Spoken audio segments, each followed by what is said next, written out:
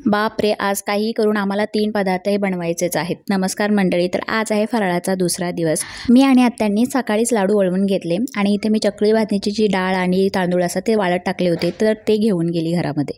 त्यानंतर लगेच आली आणि पोहे घेऊन आली. थोडेसे कडक होण्यासाठी उन्हामध्ये टाकले, कारण संध्याकाळी आपल्याला पोह्यांचा चिवडासुद्धा बनवायचा होता. काल ना तुपात छान रवा भाजून ठेवला होता, त्यामुळे सकाळीच आत्यांनी करंजीचं जे सारण असतं ना ते बनवलं आणि मला टेस्टसुद्धा करायला दिलं कसं आहे, साखर वगैरे बॅलन्स आहे की नाही. दुपारचा स्वयंपाक पण एकीकडे ठेवला आणि ते बी लाडू जे आहेत ना ते डब्यामध्ये भरून घेतले.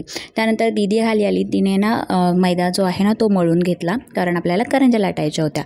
आता दुपारची वगैरे जेवणं झाली आणि आम्ही सगळे करंज्या लाटायला बसलेलो आहोत, तुम्ही बघू शकता.